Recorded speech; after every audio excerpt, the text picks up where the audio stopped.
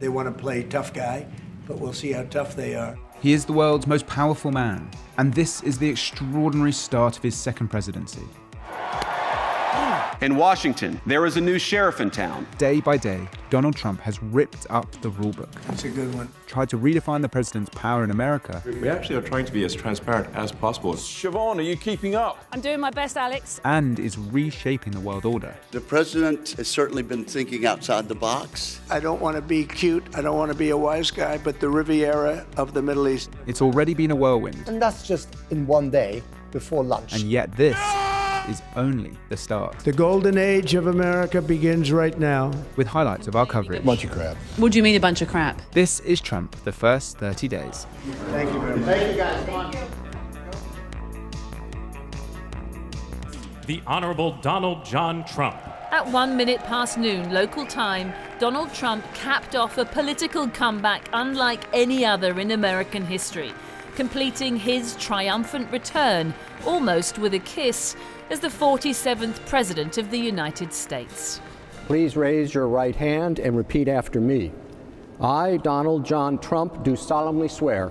I, Donald John Trump, do solemnly swear. So help me God. So help me God. Congratulations, Mr. President. His inaugural address that followed was one of a country in decline, in need of a nationalist reboot and rescue. The golden age of America begins right now. From this day forward, our country will flourish and be respected again all over the world. We will be the envy of every nation, and we will not allow ourselves to be taken advantage of any longer. During every single day of the Trump administration, I will very simply put America first.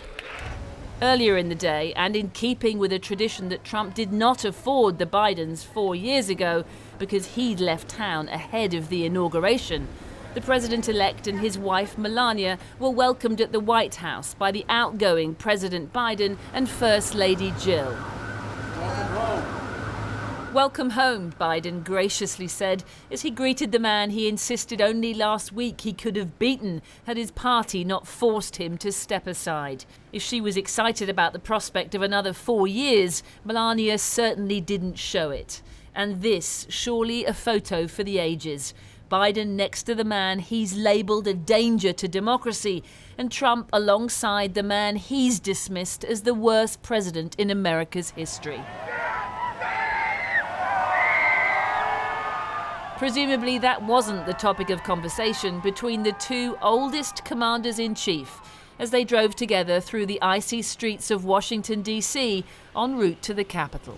Inside were the men Biden last week labelled the new oligarchy, the tech titans like Mark Zuckerberg of Facebook, Jeff Bezos of Amazon and Google's Sundar Pichai, and the ever-present Trump whisperer Elon Musk, all of whom are now standing proud with their MAGA president and rewarded with prized access after donating millions of dollars to his inaugural fund. In the second coming of Trump, governing is theatre. It was in the sports arena reserved for 20,000 of his followers that he started his blizzard of executive orders. The next item here is the withdrawal from the Paris Climate Treaty. A casual stroke of the Sharpie with truly global consequences. Could you imagine Biden doing this? I don't think so. Once the Sharpies had been used to dismantle past legacies, they were tossed into the crowd like MAGA caps after a rally. And don't forget the supporting cast. Yes! Elon Musk, who screams like he's the richest man in the world. This is what victory feels like. An aspiring trillionaire who, it is safe to say, is missing a few filters. There's a lively debate today about what kind of salute that was supposed to be. My heart goes out to you. But ostensibly, Musk's job is to slim down the size of government while not diminishing the size of his pay packet or his ego. Next stop, the Oval Office, equipped with Trump family memorabilia as if he'd never left, and a lot more Sharpie action. What's this one? That's unleashing American energy, sir, protecting women from radical gender ideologies. Ooh. This next order relates to the definition of birthright citizenship under the 14th Amendment of the United States. That's a good one. So casual and yet so consequential for millions of children of foreign migrants who are American citizens because they were born on American soil. Well, let's discuss the speech the world was listening to. Well, I think we all were ready for some change, a different direction for America, one that unleashes innovation and provides people hope. What about humility and victory? I think his speech was very uniting and very hopeful and very positive about how we're going to approach the problems that we're facing today. You can't with a straight face say that he has any humility whatsoever. I mean, at least that's part of the reason that people love him is because he's a braggart. I mean, there's been very little criticism. No mass anti-Trump demonstrations. Is the opposition to Trump pulling its punches? The resistance to Trump this time around is not going to look like the resistance the first time around. And so, what's it going to look like this time? I think that it's going to be more measured. I think it's going to be more strategic. Pardoning the January 6th protesters was a campaign promise, but few expected President Trump would free all 1,500, including the most violent. Democrats on the Hill were visibly shocked by Trump's move. I was stunned at the scope of those pardons. I'm talking about 1,500 people, some of them who engaged in violence, who will never be held accountable for their crimes. It basically just guarantees that that will happen again. Michael Fanone was one of those officers. He was dragged into the mob on January the 6th and beaten so hard he had a heart attack and nearly died. Rest assured, I have been betrayed by my country. 6 individuals who assaulted me as I did my job will now walk free. Not just those who assaulted officers, even criminals like Enrique Tarrio, the head of the notorious Proud Boys, who was serving 22 years for the most serious crime of all, plotting to overthrow the US government on January the 6th, will now also walk free. Just like his fellow militiamen parading through Washington, D.C. on day one of Trump's new America. Let's start with these pardons. I mean, there are a lot of people, including in your party, in the Republican Party, who are just disgusted by the fact that these people have been pardoned when they were assaulting police officers, and you're supposed to be the party of law and order. Yeah, it's obviously contradictory. And one of the things that we've seen is a lot of Republicans have spoken out and a lot haven't. And if Donald Trump had just convicted some of those who were on the Capitol grounds or maybe even gone in but not engaged in violence, the party would have been able to, as a whole, sort of write it off. But some of these being very violent offenders, there's still concern. The question is, Are you upset? I'm very upset about it. As well as domestic shocks, day 2 also brought a geopolitical one, with the president threatening to take control of a key shipping route. Taking the Panama Canal back under US control. That's after alleging that China is operating the canal and accusing Panama of charging the US far too much to use it. We have been treated very badly from this foolish gift that should have never been made. China is operating the Panama Canal, and we didn't give it to China. We gave it to Panama, and we're taking it back. Well, not quite. A Chinese company has a port at either end, but the Panama Canal Authority runs it, charging the US the same transit fees as anyone else. And gunboat diplomacy might be tricky, as the water level is very low at present because of drought. Protesters were out in Panama City today. It's like the old days of Yankee Go Home. The banner reads, "The Panama Canal is not for sale." We don't accept Trump's declaration under any circumstances. Neither Trump, nor the gringos, nor their army, nor their government have anything to do in Panama. Anything that's in Panama belongs to the Panamanians. The canal is Panamanian, Panamanian sovereignty, Panamanian self-determination. More trouble from the south. Last October, Hurricane Milton swept across Florida from the Gulf of Mexico. Well, that's what it was called then. We are going to be changing the name of the Gulf of Mexico to the Gulf of America. The Mexican president got her retaliation in early last week when Trump first floated the idea. ¿Por qué no le llamamos América Mexicana? Why not call that landmass to the north Mexican America, she suggested. So much room for geographical confusion. In Washington today, the new president seemed to think that Spain is part of the BRICS, the global South coalition headed by China and Russia. They're a BRICS nation, Spain. You know what a BRICS nation is? Well, you'll figure it out. So President Trump would like to expand US dominance to Panama, Mexico, Canada, Greenland. The whole Western Hemisphere is in his sights.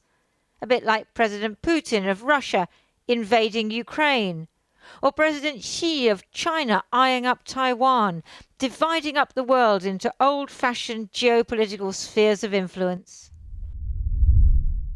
I am a right of center, evangelical Christian, Bible believing, like I'm all of those conservative, prudish things that you think about. That is me. But I will take this billionaire playboy who is delivering the conservative agenda any day over these bland, do-nothing Republicans who have delivered absolutely nothing. So I don't think it's a joke that the idea of an America that is going to be expansionist and try to take over territories. I don't think that's a joke. I think that, again, as Dina said, Trump tells you what he's going to do, and he wants to do it. The difference between the first administration and this one is that he will have people in place who will help him get it done. Right. So is it no longer isolationism that we should be worried about, but American expansionism, back to the 19th century, manifest destiny, the Monroe Doctrine?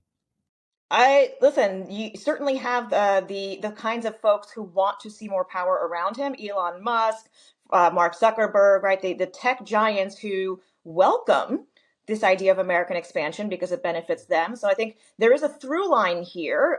Obviously more to come, but he has not backed off the idea of Denmark or Panama, and in fact added in more rhetoric yesterday about this vision of America that is expanding.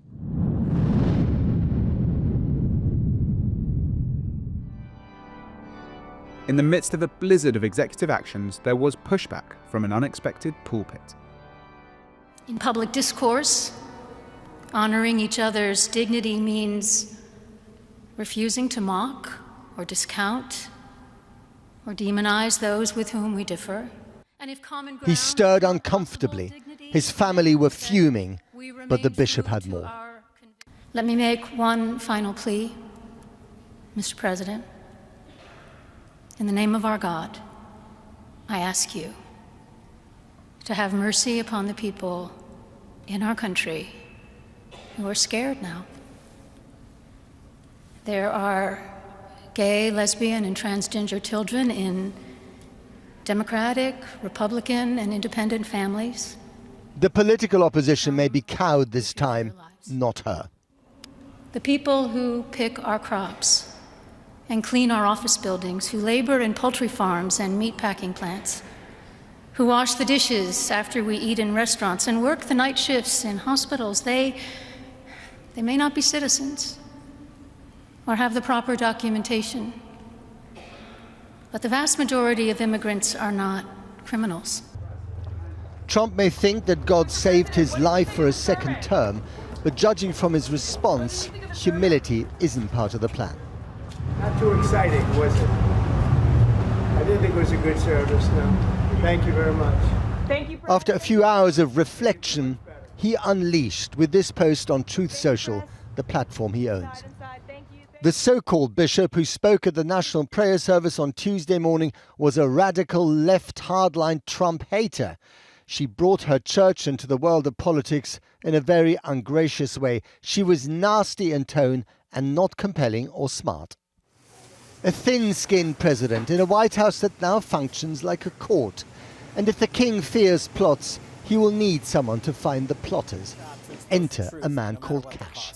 My name is Kash Patel, and I have written the first ever children's Russiagate book. It's called The Plot Against the King. It is a fantastical telling by me of how we triumph to put truth over evil. And you can buy the book online and make Kash, a government lawyer turned conspiracy theorist, some more cash. The plot against the king, the plot against the king. All the patriots say it's the plot against the king. But what makes Kash Patel truly important is his new job.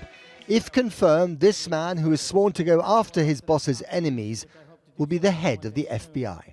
You have my word that you have ushered in a dynasty of change. You have ushered in a dynasty that will allow our children to live this American dream.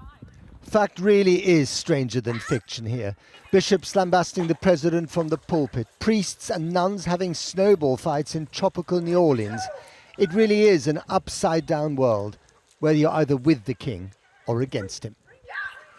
President Trump, did President Biden leave you a letter? It seemed like Donald Trump might stick with tradition and keep Joe Biden's handwritten letter to him private, as has always been the tradition of presidents past, not to disclose the contents. Maybe we should all read it together. Let's read it. But this being norm-busting Trump, This is history. 3 days later, the letter found its way into Fox News' hands. History-making text. In it, Joe Biden said, "The American people and people around the world look to this House for steadiness in the inevitable storms of history, and my prayer is that the coming years will be a time of prosperity, peace, and grace for our nation." Welcome back. Thank you very much. But Trump seems disinclined to give Biden peace in retirement, at least. In a TV interview last night, Trump implied he might even have Republicans investigate his predecessor. The funny thing, maybe the sad thing, is he didn't give himself a pardon. I mean, the money went to him. Should Congress investigate that? Well, I don't know. It's, you know, you ordered the DOJ. I've always been, look, he didn't give himself a pardon. As Florida froze over and California wildfires burnt, most agreed the extreme weather is being exacerbated by climate change. Most people, but not the denier-in-chief, President Trump. He was busy playing politics this morning. You don't have water in the hydrants, you don't have water in the sprinkler systems.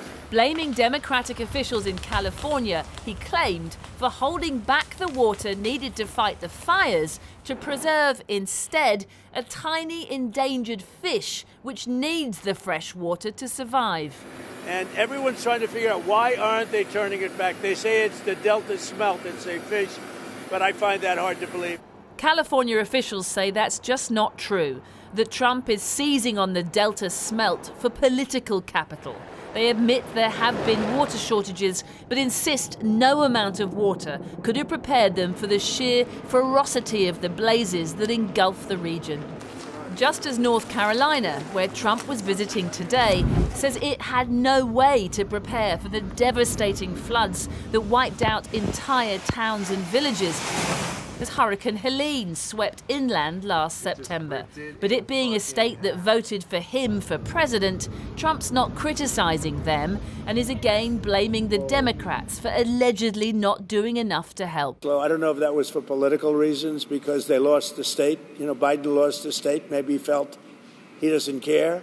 There's no doubt that the floods in North Carolina and the fires in California are two examples of weather disasters that have been made far worse by climate change. And yet one of Donald Trump's first moves in office is to try and dismantle Biden's climate agenda, pulling America out of the Paris Climate Agreement, ending ambitious targets for electric vehicles, and recommitting once again to drill, baby, drill. Meanwhile, the March for Life has got underway here, the anti-abortion march, that is. A day after Donald Trump pardoned 23 anti-abortion activists, Trump was beamed into the march earlier. He said that those activists had been persecuted. 1 week down, Matt, 4 years to go. As his first week in the White House came to an end, President Trump switched his attention to the Middle East and said this. We just clean out that. On Air Force One, the US president suggested cleaning out that whole thing, meaning Gaza, and transferring up to 1.5 million of its people to Egypt and Jordan. It's literally a demolition site right now. Almost everything's demolished, and people are dying there. So I'd rather get involved with some of the Arab nations and build housing in a different location where they can maybe live in peace with each other. Could be temporarily, could be long term. That would contravene long-held US support for a Palestinian state, go against Egypt and Jordan's established positions, and has renewed fears of ethnic cleansing. By day 8, Donald Trump had begun his strict new immigration promise to return huge numbers of illegal immigrants to their home countries. he quickly faced some resistance. Donald Trump's mass deportation came to a house in Chicago yesterday where police took 2 men into custody, part of a wide-ranging crackdown across the Windy City as the new president makes good on his promise to round up and kick out alleged illegal migrants and send them home to countries across Latin America. But it was this footage of migrants shuffling in shackles, being unloaded in Brazil from the US, that caught the attention of Colombia's president, who in turn refused migrant planes headed to his country too. A migrant is not a criminal and must be treated with the dignity that a human being deserves, President Petro said on X. That is why I returned the US military planes that were carrying Colombian migrants. But he quickly incurred the wrath of President Trump, who said on his Truth Social platform 2 repatriation flights were not allowed to land in Colombia. So in retaliation, he announced emergency 25% tariffs on all goods, a travel ban and immediate visa revocations, promising these measures are just the beginning. Several hours of back and forth posturing ensued before finally the White House declared victory. The government of Colombia has agreed to all of President Trump's terms, the press secretary said. Today's events make clear to the world that America is respected again. Mr. Homan? Quick question. But President Trump's border czar rejects any claim of manhandling. But there's been reports of them on planes with no water, that was a bunch of complaining. Crap. That was a bunch of crap. What do you mean a bunch of crap? ICE detention facilities had the highest detention standards in the industry. There were some pictures over the weekend of people that claimed to be students, Brazilian students, who were showing examples of bruises on their arms from American deportation flights. That's ridiculous, but if they want to make a complaint, it will be investigated. But your assurance is what? The men and women are ICE are professionals. We do this for a living. And you're going to do it in a sort of public way with, do you need to use the big military planes? Is that part of a sort of shock and awe tactic? No. They haven't been used before, have they, for migrants? No, we got President Trump. We're going to use all the government to secure our border, which is the biggest national security vulnerability this country's ever seen. And we're going to enforce laws to this country. It's not okay to enter this country illegally. It's a crime. President Trump's going to secure the border as promised to the American people. We're going to enforce immigration laws. That's what we're going to do, without apology. It's talk like that that had protesters on the streets in Texas yesterday. No more deportation, no more. But with polls showing they're in the minority, President Trump has little reason to listen. A swathe of government-funded programs across the United States, from foreign aid to Meals on Wheels, have been thrown into uncertainty after Donald Trump declared a freeze on all federal grants and loans. His administration has also fired prosecutors who've worked on criminal investigations into the president and signed a series of executive orders to fundamentally reshape the US military. And that's just in one day before lunch. Our Washington correspondent, Siobhan Kennedy, has the very latest. Siobhan. Well, Matt, I think the phrase is flood the zone. That is certainly the strategy. In other words, to put out as many announcements on a daily basis, as you said there, as possible, to make it hard to keep up. But the worry is that these spending cuts will extend to hundreds of other government programs, things like free school meals, funding nursing homes, loans for small businesses, police and fire services. Well, earlier today, Donald Trump's new press secretary held her first briefing. Predictably, she was hit with a barrage of questions about the upcoming freeze. Let's hear how she defended it. Individual assistance, that includes Social Security benefits, Medicare benefits, food stamps, welfare benefits, assistance that is going directly to individuals will not be impacted by this pause. I think this is a very responsible measure. Again, the past 4 years, we've seen the Biden administration spend money like drunken sailors. It's a big reason we've had an inflation crisis in this country, and it's incumbent upon this administration to make sure, again, that every penny is being accounted for honestly. But the very next day, the Trump administration had to make a U-turn on its federal freeze policy.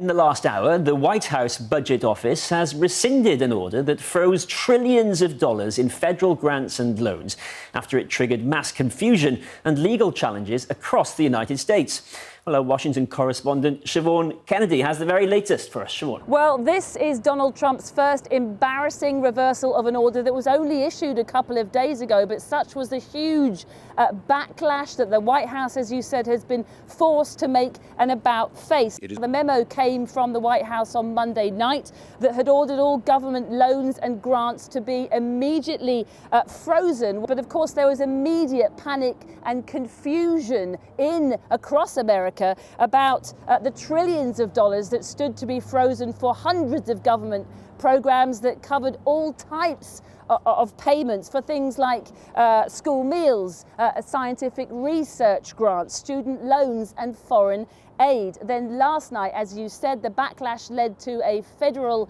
judge freezing the freeze until February the 3rd. Vice President, what's your message to those who say the funds freeze has caused mayhem across America? Vice President, what's your response to that? Vice President, is there a message for Americans who are nervous about the funds freeze? Senator, quick question. How do you justify the federal funds freeze? Well, look, I think it's not uncommon to do a pause and I think look at how money was being spent. But it's causing chaos in the country. Are you worried about that? Well, and I think that's why it's being clarified, and obviously we're going to work with the administration to see that those questions get answered. Are you comfortable with it yourself, personally? The Democrats are calling it chaotic, careless and cruel.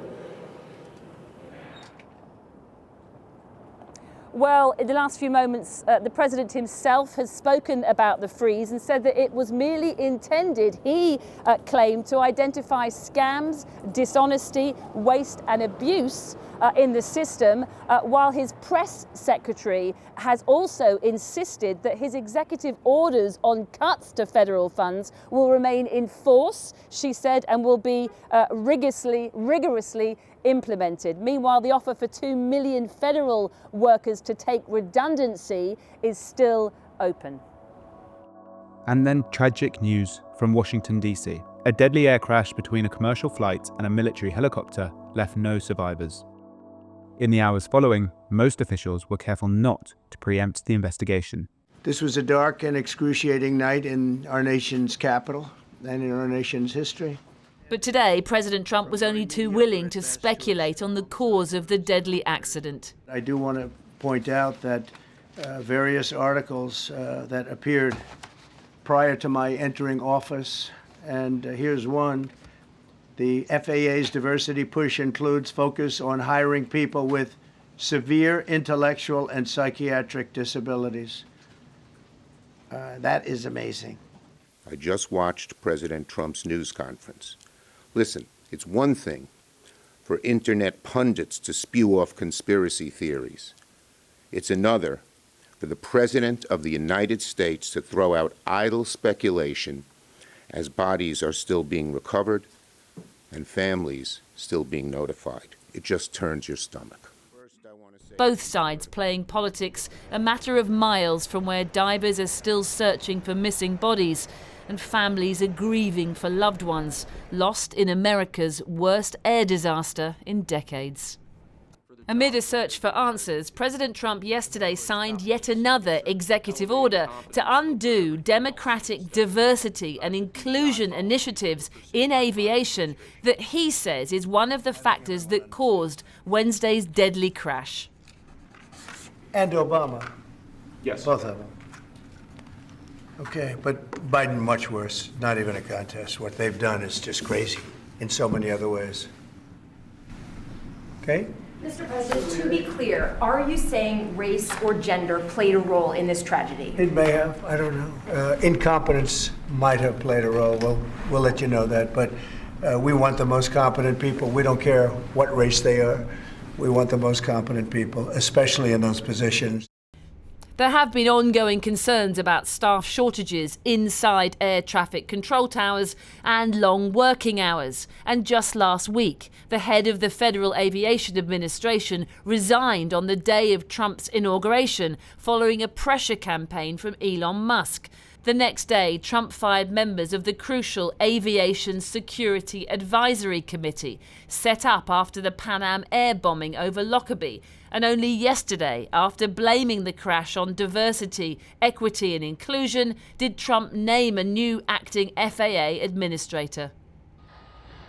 The politics blame game in full swing, as 41 bodies have now been recovered from the wreckage, and some say it could take as long as a year to piece together the events that led to that deadly night. If it turns out that there is human error somewhere along the line in air traffic control, it's quite hard to then deny that there is some link to the kinds of people who are being hired, isn't it? No, I don't believe there is. And this is where the true corrosiveness of his remarks comes down to it. If every one of those people, pilots in the helicopter and the airplane and the air traffic controllers, all turn out to be white men, then what is going to be said? Canada and Mexico have both retaliated with tariffs after President Trump imposed steep taxes on goods imported from America's neighbours. From car parts to avocados to whiskey and oranges, welcome to the new battleground of geopolitics. President Trump's decision to whack tariffs on American allies and rivals has seen a weekend of retaliation. Canada announcing its own tariffs, Mexico warning of some of their own, and China set to take their case to the World Trade Organization. But for the White House, it's time to double down. The problem with this whole idea that they're going to retaliate is they have already been taking advantage of America for decades. The retaliation is Donald Trump saying no more. So what has President Trump signed? The tariffs are imposed on America's three largest trading blocs, neighbouring Mexico and Canada as well as China, accounting for more than 40% of imports into the United States. But starting on Tuesday, goods from Canada and Mexico will face a 25% levy, bar Canadian energy, which will have its own 10% tariff, and Chinese imports will face a 10% levy. The president hopes the tariffs will reduce America's trade deficit, the difference between imports and exports, with the US currently buying in far more products than it sells to all three nations. Data so far for 2024 put that figure at more than $480 billion. With Canada set to tax imports on Florida orange juice and Tennessee whiskey, Ottawa is taking aim at goods in Republican states, sending a message to Trump's allies in Congress, where some senators are wary about a trade war. The president is unfazed, writing today that while there may be some pain for Americans, without US subsidies, Canada would cease to exist and become the United States' 51st state. For President Trump, this is about the blunt force of tariffs to push through his agenda, one that's always been about countering China. Secretary of State Marco Rubio was in Panama today on his first trip abroad, as he focuses on Latin America. The Trump team believes China's growing dominance in its own backyard needs to be curbed, with Beijing having too much control over the Panama Canal, the White House says. And with China's economy dependent on its exports, a trade war is not something they want.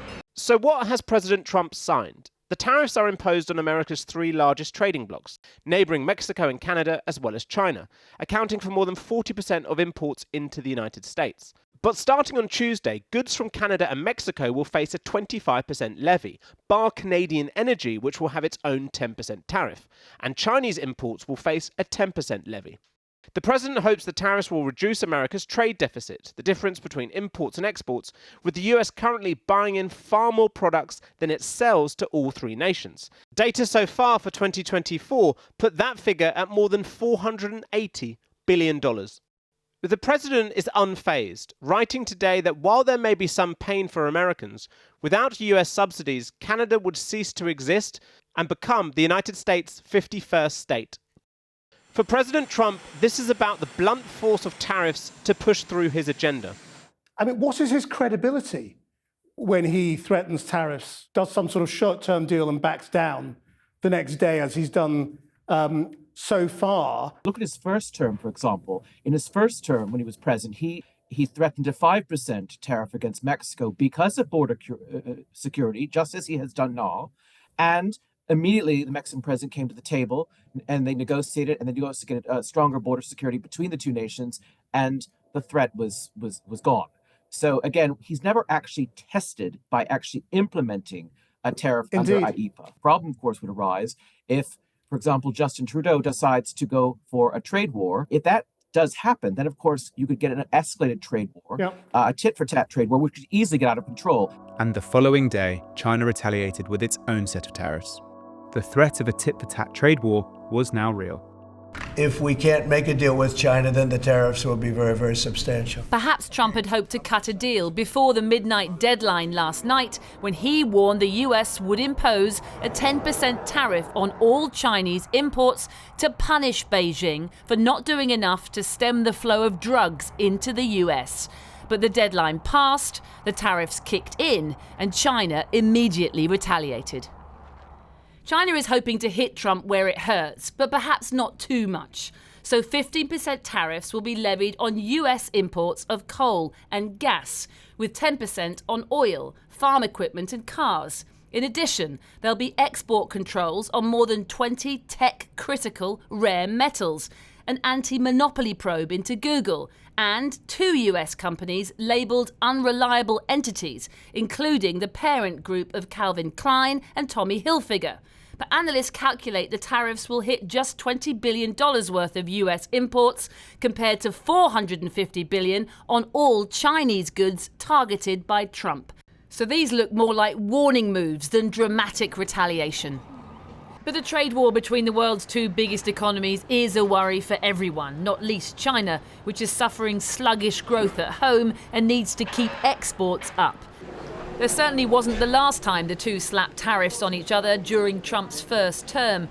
They eventually settled their dispute, but at great economic cost to both sides. China's tariffs against the US are due to take effect at the start of next week, so in theory there's still plenty of time for the two to reach a deal. Then, no doubt, Trump will move to his next tariff target, the EU, where threats of retaliation are already coming thick and fast. It is a hyper weapon, that is his tariffs, which he's deploying quite smartly, I should say, from his perspective, in order to maximize his political clout, both domestically and internationally. Is it real political clout? I mean, the thing is that when he makes these announcements, he gets the headlines that say, well, he's forced Mexico to send 10,000 troops to the border, and Canada's going to do the same thing and have a fentanyl czar and all this kind. And then it takes a day or two for everyone to go, Mexico already had 10,000 people at the border, and Canada did as well. And all they've really done is appoint a fentanyl czar, which is one job. So, as a political instrument, is it really as big a deal as it initially seems? Well, judging by his first term, it is a potent tool. Remember that when he was first elected in 2016, very soon after that, he tore up the NAFTA agreement, the North Atlantic Free Trade Agreement, and slapped large tariffs on Mexico. And then very soon after that, he managed, I have to say to my surprise, rather rapidly, compared to how long it had taken Clinton to create NAFTA, to renegotiate NAFTA. And I can't say that the NAFTA 2.0, which was called something else, was worse for the United States than the original NAFTA. So let's not make the mistake of underestimating him. He will keep people guessing. This time he introduced the tariffs, he took them back. I very much expect that he will do the same thing with the European Union. And this time he's not going to take them back. Donald Trump is used to his plans being denounced and dismissed as crazy. So in his reality, taking over the Gaza Strip and moving all the Palestinians out is still a great idea, and everybody loves it. The assembled press were anticipating some big development, given this is a critical moment in the Gaza peace process. But even by his norm-busting standards, what Donald Trump said next left the room and the world agog. The U.S. will take over the Gaza Strip, and we will do a job with it, too. We'll own it and be responsible for dismantling all of the dangerous unexploded bombs and other weapons on the site, level the site and get rid of the destroyed buildings, level it out, create an economic development that will supply unlimited numbers of jobs and housing for the people of the area. Journalists looked shocked in disbelief that Donald Trump, the sworn America First, non-interventionist president, was proposing that the US seize control of Gaza, own it and develop it was nothing short of astounding. You are talking tonight about the United States taking over a sovereign territory. What authority would allow you to do that? Are you talking about a permanent occupation there? I do see a long-term ownership position, and I see it bringing great stability to that part of the Middle East and maybe the entire Middle East. Everybody I've spoken to loves the idea of the United States owning that piece of land, developing and creating thousands of jobs with something that will be magnificent. I've studied this very closely over a lot of months. And I don't want to be cute, I don't want to be a wise guy, but the Riviera of the Middle East, this could be something that could be so bad, this could be so magnificent. Trump was proposing that nearly 2 million people be expelled from Gaza ahead of the US and potentially its military moving in. But who would take them? He wasn't clear. I think Jordan and Egypt will, I know they've spoken about it with you, and they say they're not going to accept. I say they will. But I think other countries will accept also. But both Egypt and Jordan rejected Trump's plan outright, while Saudi Arabia, a key US ally in the region, reaffirmed its unequivocal rejection of any infringement on the legitimate rights of the Palestinian people or attempts to displace them from their land. Senator, can we have a reaction to Donald Trump's proposal on Gaza? I already talked about a kink in the slinky. We have a quick reaction to Donald Trump's announcement on Gaza. Yeah, I think there's problematic. I think American troops being involved in that area seldom works that well. Well, the president has certainly been thinking outside the box. Is there even a box in this case? Right. Do you even take his proposal seriously? You have to take him seriously. Oh, it's ridiculous. I mean, it's not who we are as a nation to be looking at displacing people from their land and taking it over. Is that now American foreign policy? It's no, and it's nonsense. But it is what the President of the United States, today welcoming his new Attorney General, just proposed. The most radical intervention in the Middle East since the invasions of Iraq and Afghanistan that could upend the fragile peace process in Gaza just as it was about to enter its critical second phase. Can we ask about your Gaza proposal? A lot of people are talking about, obviously, got a lot of attention. Everybody loves it, but this is just not the right time. But we'll maybe. Whatever his thinking, he declined to comment today. Perhaps because he doesn't know the answers. He's still filling in the blanks himself. Let me take Trump's point of view for a second. I mean, he's saying, look, I've seen the pictures. The place is flattened. It's powder.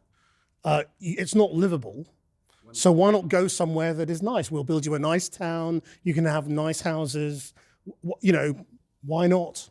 First of all, why not? We went to the root causes, why it's unlivable. And now when he was mentioning that, was he's sitting to Netanyahu, when he mentioned the total destruction of Gaza, he never asked how it's been destroyed, first of all. Second of all, Gazans want to be in Gaza for 15 months. They resist and stayed within their small piece of land, handling all these bombardments. How are they taking it? I mean, do they take it seriously? Do they think that is what he really wants to do?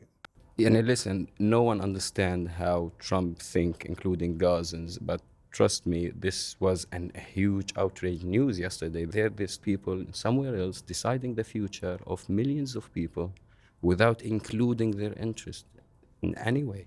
And if you don't have a sort of a stake in the fight, I mean, there is a sort of a logic that you can see will play with supporters of Donald Trump in America who don't really know anything about the Middle East, who'll say, well, it's destroyed, there's a cycle of violence, they keep destroying it, why not just kind of like create a new Palestinian homeland somewhere else, in someone else's country? Trump has always talked about not wanting to spend money in the Middle East or abroad or getting involved in other people's conflicts. So it goes against that grain, which is something that he's sold to his domestic supporters. But yes, I mean, he's trying to package this up in a benevolent form, saying, well, who would want to go back there? Why would anyone want I would want to go back there. Exactly. And that's the key difference.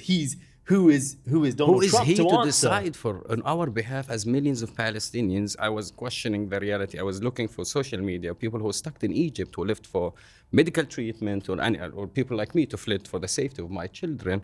We're looking, we have the right, we are looking when from the annex of the deal, we are going back to Gaza. And now we are surprised that we are not even included in that narrative at all. And they're looking about reallocating Gazans and changing a homeland. How on earth it's acceptable? And Yusuf, it was interesting to me because we were talking just a few days ago when the Rafah border crossing with Egypt opened up about what are people's attitudes, how many people might want to leave, at least temporarily. And at that stage, if I'm correct in remembering, you were saying that a lot of people, for a period, would be interested in trying to get out, trying to have a break, trying to rebuild some of their personal lives whilst reconstruction occurs. But it seems like there's been a real shift prompted by these comments by Donald Trump. Exactly, that's what I mentioned since yesterday when Trump said that, he shifted people's minds. What links this shelter in eastern Ukraine with this HIV clinic in Cape Town? It also connects this hospital in Thailand for refugees from Myanmar with this human rights activist in Uganda. It's USAID, the American government agency that provides humanitarian assistance around the world. But its budget has come under criticism by the new cost-cutter-in-chief, Elon Musk, with funding frozen and staff laid off or placed on leave. Why? Because according to the White House, this humanitarian agency is part of the woke agenda. These are some of the insane priorities that organization has been spending money on.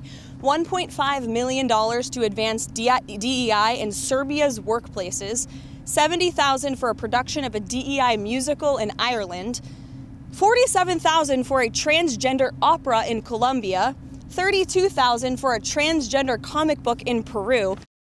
But if this is about cost-cutting in government, those programs just mentioned account for less than $2 million. That's 0.005% of the USAID budget. And the USAID budget of $43 billion is itself just 0.7% of overall federal spending, which stands at $6.3 trillion. Reports suggest the USAID workforce will be cut from more than 10,000 staff to just 611 essential workers at midnight tonight. And key projects will be affected. What will happen to maternity and sexual health plans in Afghanistan, Pakistan and Bangladesh? Or the President's Emergency Plan for Aid Relief, PEPFAR, which ensures 20 million people receive HIV treatment, worth $400 million in South Africa alone. The United Nations today warned that millions could die.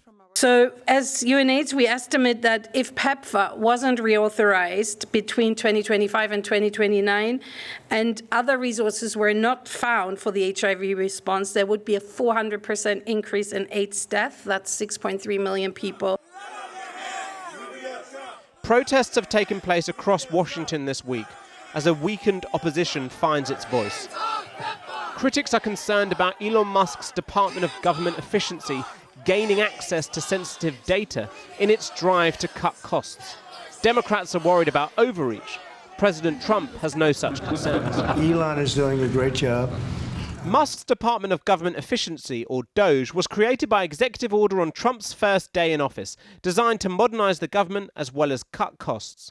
So far, Musk and his staff have embedded themselves at the Office of Personnel Management, the HR of the federal government, the General Services Administration, which manages government buildings, and USAID, the agency which distributes humanitarian aid. DOGE has also gained access to the databases at the Treasury and Health and Human Services, and President Trump has said that the Departments of Education and Defense are next on the list. Who are you, sir? Do you have business here? Democratic politicians tried to enter the Department of Education yesterday ahead of any infiltration from the so-called Muscovites, but they were stopped by a security guard. With Democrats in the minority in Congress, it seems the courts are the best opposition. A federal judge has halted attempts to shut down USAID, while another has stopped DOGE from accessing the financial data of Americans in the Treasury Department. That came after Democratic attorneys filed a lawsuit against the White House. President Trump does not have the power to give our private information away to whomever he wants. And he does not have the power to cut federal spending that Congress approved, much less to do so by giving the richest man in the world the keys to all Americans' most sensitive information. The courts move slowly, and while critics say the unelected Musk is bypassing Congress entirely and acting unconstitutionally, it could take months for the wheels of justice to catch up with the fast-moving Musk. Just like with his takeover of Twitter, now X, Musk is unafraid to come in and clean out everything, bar the kitchen sink. And President Trump is happy to let him. Mr. President, I wonder what you make of the criticism from Democrats that these staff reductions, the cuts that Elon Musk and Doge are doing are an unlawful power grab. And is there anything you've told Elon Musk he cannot touch? Well, we haven't discussed that much. I'll tell him to go here, go there. He does it. He's got a very capable group of people. The big question for Democrats and those worried whether the Constitution is being broken is what happens if even the courts cannot stop Trump and Musk. The vice president has hinted in the past that Trump could simply defy judges' decisions. Of course, the president has to be able to run the government as he thinks he should. That's the way the Constitution works. It has been thwarted too much by the way our bureaucracy has worked over the past 15 years. The Constitution also says the president must abide by legitimate Supreme Court rulings, doesn't it? The Constitution says that the Supreme Court can make rulings, but if the Supreme Court, and look, I hope that they would not do this, but if the Supreme Court said the President of the United States can't fire a general, that would be an illegitimate ruling. With the president away for the weekend, Washington can take a brief breath before another week of headlines, well aware that the next press conference or signing might just be a distraction from the seismic shifts happening away from the cameras.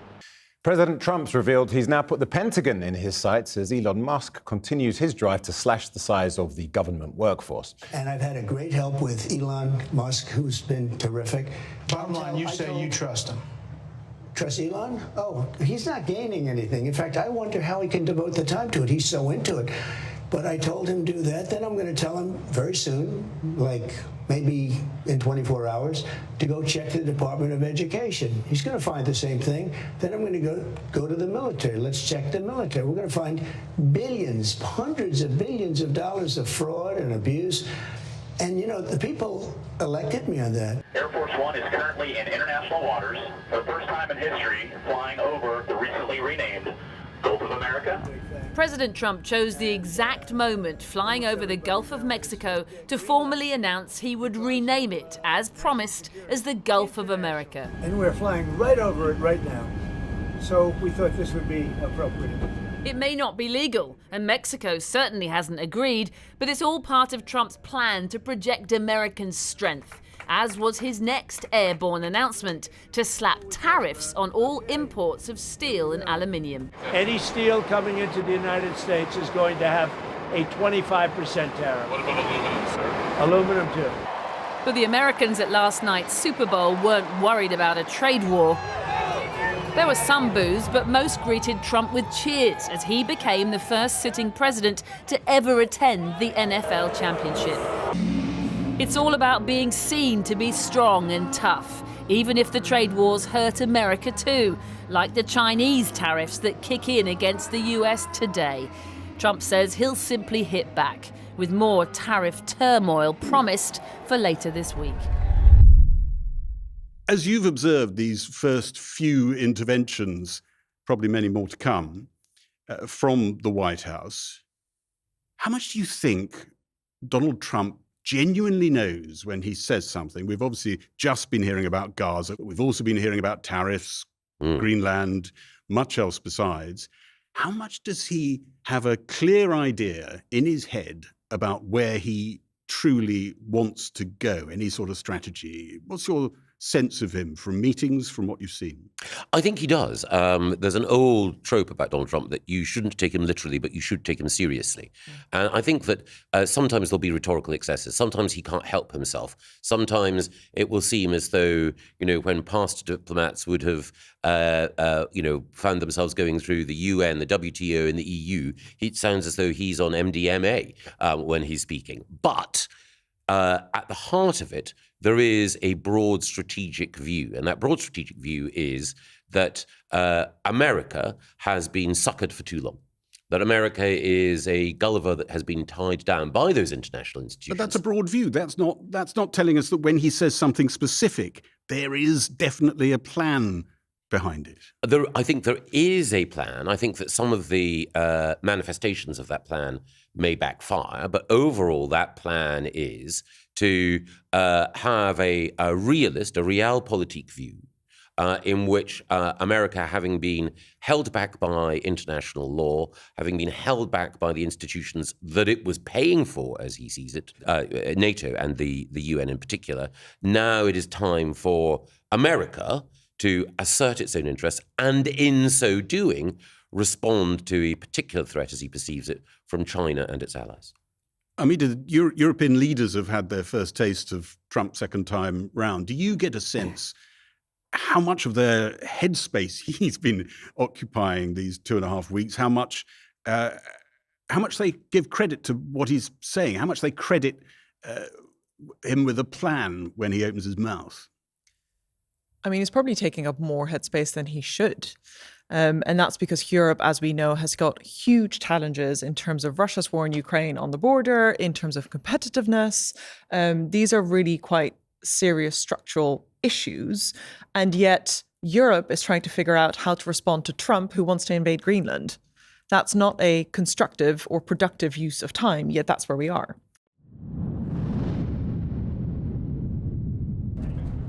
With the ceasefire in Gaza hanging by a thread, the King of Jordan came to the White House today for urgent talks with Donald Trump, as the president reiterated his ultimatum to Hamas that they have until noon on Saturday to return the hostages, or else. They either have them out by Saturday at 12 o'clock or all bets are off. Was he talking about American retaliation? The president didn't say, but the threat was clearly there and clearly echoed by Israel's prime minister today. If Hamas does not return our hostages by Saturday noon, the ceasefire will end, and the army will return to intense fighting until Hamas is finally defeated. Trump says he wants to bring peace to the Middle East, but his plan to take over Gaza and his threats to Hamas have instead brought chaos to the peace process. But he insists things are on track, and today is hoping to strong-arm the King of Jordan to take some of the nearly 2 million Palestinians he plans to remove from Gaza as part of his real estate makeover. Where I want them to live, it's going to be where we ultimately choose as a group. And I believe we'll have a parcel of land in Jordan. I believe we'll have a parcel of land in Egypt. We may have someplace else, but I think when we finish our talks, we'll have a place where they're going to live very happily and very safely. The White House has handed more power to the billionaire Elon Musk and his Doge team to slash the federal workforce, while ordering all government agencies to cooperate. This despite multiple challenges from the courts against the administration. In the last few minutes, the White House hit back, saying the judges who pushed back against Trump's executive orders were judicial activists whose actions amounted to a constitutional crisis. Everyone knew Elon Musk would come in hard, and everyone knew there was government fat to cut. But the sheer force of his sledgehammer has stunned America. Protests have erupted as the so-called Department of Government Efficiency, or DOGE, has moved to slash government spending at lightning speed. The presidency is to restore. Yet only yesterday, 4 weeks in, did the billionaire with his son X finally emerge to answer questions. Well, we have this unelected, fourth unconstitutional branch of government, which is the bureaucracy, which has, in a lot of ways, currently more power than any elected representative. Hot meat kettle, many would say. For Mr. Musk is himself unelected, and so too are the gaggle of software engineers and former employees he's empowered to dismantle departments like USAID and commandeer classified computer systems. But yesterday, the world's richest man stood next to the world's most powerful man and insisted he was doing everything by the book. What are the checks and balances that are in place to ensure that there is accountability and transparency? Well, we actually are trying to be as transparent as possible. So all of our actions are maximally transparent. I don't know of a case where an organization has been more transparent than the Doge organization. Yet the man slashing thousands of jobs and shutting entire departments hasn't appeaed before Congress to answer any questions, alleges fraud with no evidence, and admits his facts aren't always correct. Well, first of all, some of the things that I say will be incorrect and should be corrected. We will make mistakes, but we'll act quickly to correct any mistakes. Musk and Trump's moves initially stunned their opponents into inaction, but now multiple legal challenges are underway. For example, a federal judge has delayed the deadline for over 2 million government workers to choose between resignation with pay, facing new working terms, or potential layoffs, while another judge has blocked Musk's men from accessing the highly sensitive US Treasury systems used to process trillions of dollars in payments. And yet another has agreed to hear arguments today that Musk's move to dismantle the aid agency, USAID, needs authority from Congress to proceed. And we know that he is leading a power grab. This morning, Trump's efficiency czar chose not to attend the Committee on Government Efficiency. He's the richest man on the planet because he succeeds at his endeavors. And that's why President Trump has appointed him the head of this effort. But the Democrats claim they knew exactly why Mr. Musk was making such drastic cuts. To pay for the largest permanent tax break in American history. So they can take all of this money that they so-called want to save and then give it to themselves and their billionaire friends. And to punch down at some of the weakest and most vulnerable in our society. All allegations that Mr. Musk denies. But he can't deny he's now in charge of what's cut from government, while his firms continue to reap billions in government contracts, and while thousands of workers live in fear of his next move. You can't make it up. Well, amongst the blizzard of legal challenges to the Trump administration are several against efforts to shut down thousands of USAID-funded humanitarian projects around the world, including some delivering essential healthcare. One of those is Amref Health Africa, and its CEO, Dr. Gitinji Gitahi, joins me now from the Rwandan capital, Kigali. Thanks for coming on the program, Dr. Gitahi. What impact will this have on your business, on your charity? Well, thank you very much. And I think the impact is significant.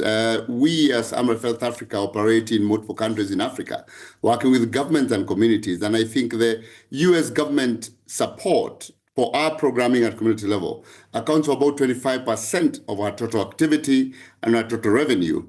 And what that means is that many of the communities we are serving will go without services. Mothers and children will go without vaccination. TB patients will go without testing. HIV patients may go without, are already going out without treatment and without testing. So this is significant. And of course, our staff, about 700 of our staff, will have to actually go on unpaid leave, which they have already for now, because we have to obey the stop work orders. And how many people rely on your help? We currently serve more than 17 million people a year. These are mothers and children, but that includes also, men and boys who are suffering from infectious diseases. But also, governments rely on our help, because governments rely on our advice, our research, our policy, our advocacy work for them to deliver better. So you can actually say that other than the 17 million people we serve, we are serving more than hundreds of millions of African people in sub-Saharan Africa by working closely with their government through the Ministries of Health. Well, Russia is rejoicing after President Trump ripped up 3 years of US policy on Ukraine. At a NATO meeting today, his defense secretary denied that the concessions to Vladimir Putin he announced yesterday were a betrayal of Ukraine. And he said it's now up to Europe to protect itself and Ukraine from Russia. On Russian television, they could scarcely contain their glee. Against the backdrop of an American prisoner released from a Moscow jail this week, the anchorwoman asks, has Russia been promised Kyiv or Odessa? President Trump, she says, has an excellent friendship with President Putin. And what about the Ukrainian president visiting a proposed nuclear power plant? President Trump called him after speaking to President Putin last night. It's important that everything does not go according to Putin's plan. He wants to make all his negotiations bilateral between him and the United States, but we, as a sovereign country, simply will not be able to accept any agreements taken without us. But this was Trump on Ukraine a few days ago. You know, they may make a deal, they may not make a deal, they may be Russian someday, or they may not be Russian someday. The new US Defense Secretary at NATO today may not aim to have Ukraine as Russian someday, but the very idea is an anathema to everyone else in the room. There is no betrayal there. There is a recognition that the whole world and the United States is invested and interested in peace, a negotiated peace. As President Trump has said, stopping the killing. And so that will require both sides recognizing things they don't want to. That's why I think the world is fortunate to have President Trump. Only he at this moment could convene the powers that be to bring peace. But the Europeans fear a Trump-Putin stitch-up, which freezes both them and the Ukrainians out of any peace talks. For the EU's top diplomat, who comes from Estonia, a former Soviet state that fears the same fate as Ukraine, it's existential. It is clear that any deal behind our backs will not work.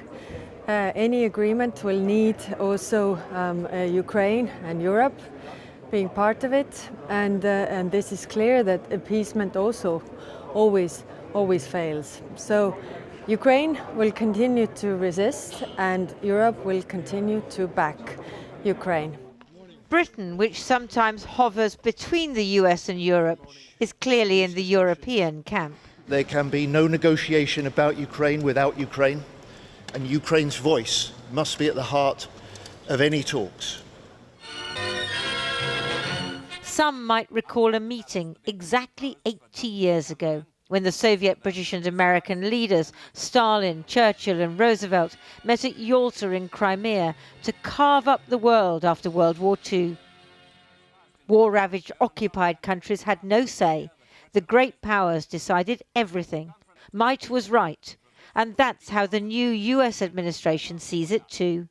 We can talk all we want about values. Values are important. But you can't shoot values. You can't shoot flags, and you can't shoot strong speeches. There is no replacement for hard power. Ukrainian soldiers on the front line aren't thinking about history. For them, it's about personal survival and the survival of their country. Because if Ukraine is sacrificed to Russia, what was the point? Why did their comrades die? The atrocities Russian soldiers committed in Bucha, will they be not punished but rewarded for them? Ukrainian cities are still being bombarded. They desperately need peace, as President Trump says, but not at the cost of losing their independence or reaching a temporary peace, only for Russia to come back for more in a few years' time. The NATO family photo, but the family is divided. Europe, the Americans have made clear, has to increase military spending, and they can defend Ukraine if they like. America isn't going to. The post-World War II order is over. Get used to it. Well, every day seems to deliver another geopolitical bombshell from the Trump White House. Let's get more from our Washington correspondent, Siobhan Kennedy. Siobhan. On this issue of whether or not Ukraine would be part of the peace process, some positive news, if you can take it as that. He said that the Ukraine would have a seat at the table alongside Russia, perhaps less positive. He said of his Defense Secretary Pete Hegseth's comments that Ukraine would not be allowed to join NATO. He said that they were accurate, those comments. And then this, he said that he trusts Putin on the Ukraine war and he believes he wants peace. He didn't say why, just that he did. And then he added, perhaps most shocking of all, that Russia should be allowed to join the G7 again. Viewers may remember it was removed after the annexation of Crimea in 2014. Well, Donald Trump said today it was a mistake to kick Russia out. The US Vice President comes to Munich and berates Europe about free speech, democracy and immigration. He then met Ukraine's president to tell him America wants a durable peace, and was in turn told Ukraine needs security guarantees. The new US Vice President arrived at the Munich Security Conference today with a message for Europe in general and his German hosts in particular. It wasn't very warm. Europe faces many challenges, but the crisis this continent faces right now, the crisis I believe we all face together, is one of our own making. If you're running in fear of your own voters, there is nothing America can do for you. Nor, for that matter, is there anything that you can do for the American people who elected me and elected President Trump. By resisting the rise of far-right parties like Reform UK and the AfD in Germany, Europe is resisting democracy itself, he said. In Britain and across Europe, free speech, I fear, is in retreat. It's rare to hear such derision at a diplomatic meeting. And trust me, I say this with all humor, if American democracy can survive 10 years of Greta Thunberg scolding, you guys can survive a few months of Elon Musk. But what no democracy, American, German, or European, will survive is telling millions of voters that their thoughts and concerns, their aspirations, their pleas for relief are invalid or unworthy of even being considered.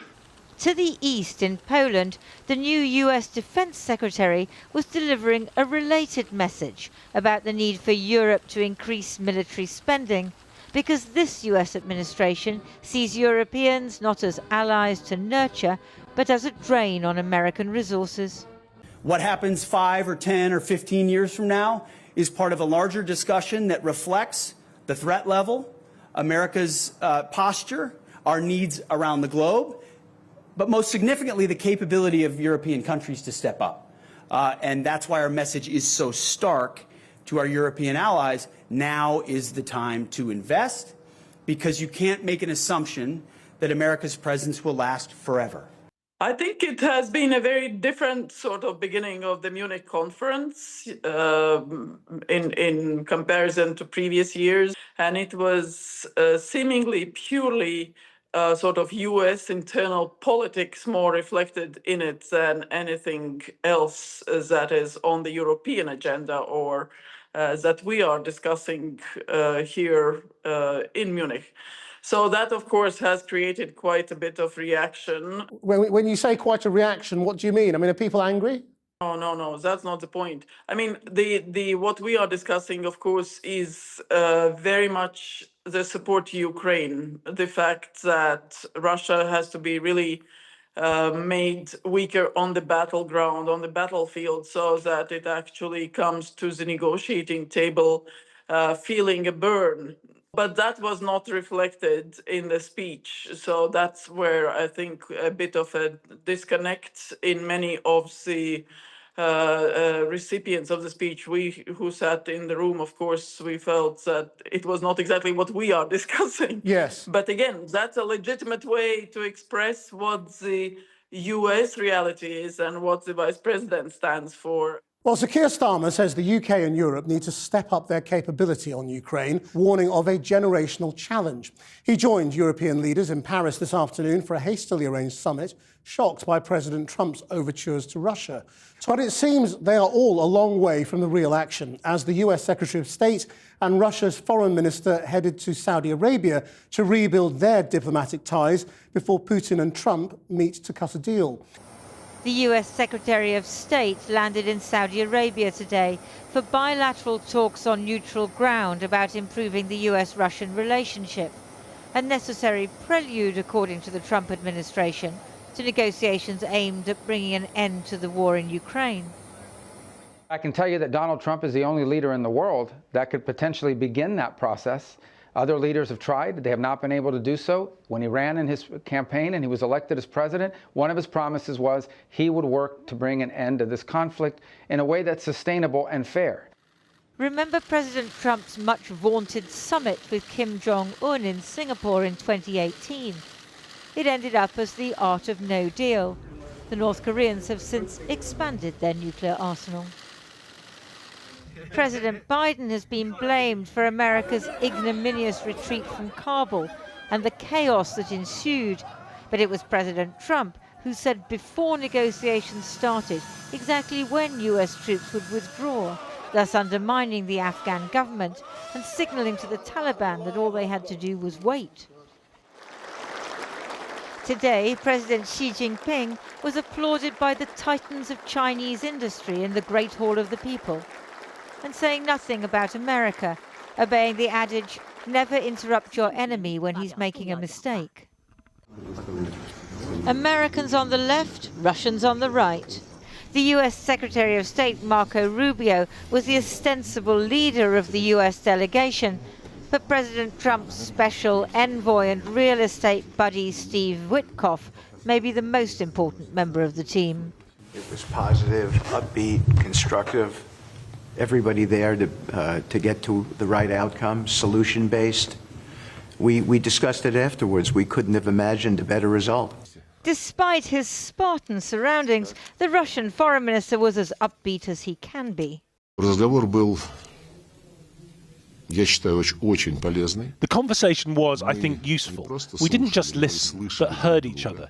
And I have reason to believe that the American side has become more understanding of our position, which we have once again presented in detail and with specific examples on the basis of President Putin's multiple statements.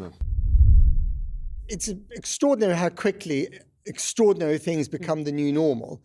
And someone said to me earlier, oh, not that much has come out of this meeting in Saudi Arabia. But the fact that you've got Lavrov facing the chap that Trump used to describe as Little Marco, across the table, and of course all the other people involved, is just a bit of a, jaw drop. It's an extraordinary sight. I mean, the pictures coming out, as you said, Marco on one side, Lavrov on the other, Saudis at the end of the table. Just the fact that those three nations are getting together and trying to solve a crisis without, as you said, without the people in the crisis in the room is extraordinary. And you've got, Lindsay, in the shape of Sergei Lavrov, that bloodhound of diplomacy, one of the most experienced diplomats on the planet. And I think that that's one of the issues, because the Russians are extremely experienced in the art of diplomacy and the art of manipulation. I was talking to somebody a few months ago, a Ukrainian, who had negotiated with them during the Minsk Accords and who went through all the tricks of the trade that they played. Now, President Trump likes to think that he's the man who can negotiate. But I think that you look at the experience on the Russian side and you look at the determination on the Russian side, and we know what they want. They want to come back on the world stage. They want all the sanctions lifted. And then they have all the secondary things like, obviously they want to control Ukraine. Then they want to get NATO to go back. They have a very clear set of goals, which they're moving to step by step by step. What do the Americans want? It's not completely clear what they want, but one of the interesting things is that they talked today in the readout of the meeting that they talked about economic as well as political outcomes. And that, of course, is the way that President Trump thinks.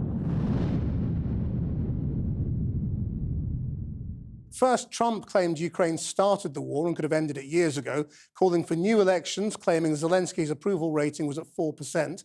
Zelenskyy, whose ratings are actually higher than Trump's, said the US president was living in a space of Russian disinformation and said Trump has demanded 50% of Ukraine's mineral resources.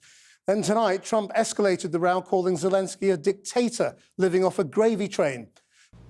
Donald Trump's latest pivot to Russia was to blame President Zelenskyy for starting a war in his own country.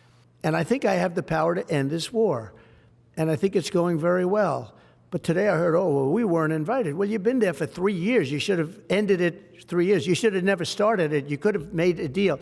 From his safe, opulent estate in Mar-a-Lago, he criticized the Ukrainian president for not doing enough to stop the war without saying a word against the man, Vladimir Putin, who started it in the first place 3 year ago. You have leadership now that's allowed a war to go on that should have never even happened. This could have been settled very easily.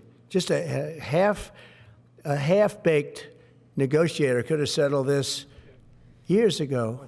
It was the latest startling evidence of President Trump's apparent willingness to completely upend America's decades-long foreign policy, that Russia must be kept at arm's length, not trusted, and its allies protected.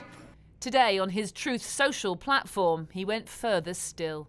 Think of it, a modestly successful comedian, Volodymyr Zelenskyy, talked the United States of America into spending $350 billion to go into a war that couldn't be won. He refuses to have elections. A dictator without elections. Zelenskyy better move fast or he's not going to have a country left. Zelenskyy probably wants to keep the gravy train going. I love Ukraine, but Zelenskyy has done a terrible job. His country is shattered and millions have unnecessarily died.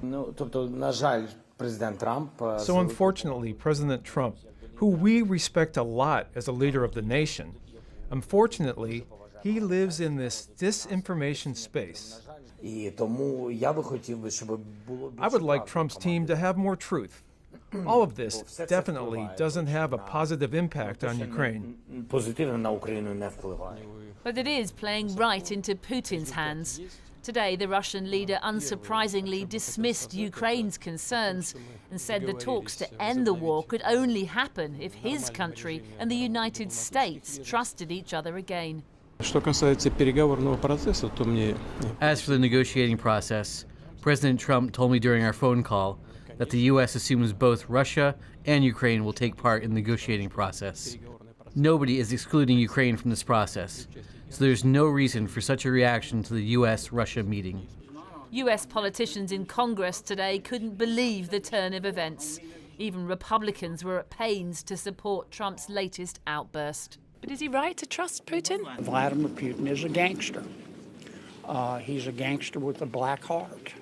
He has Stalin's taste for blood. And as I've said in another context, I trust this guy like I trust gas stations sushi.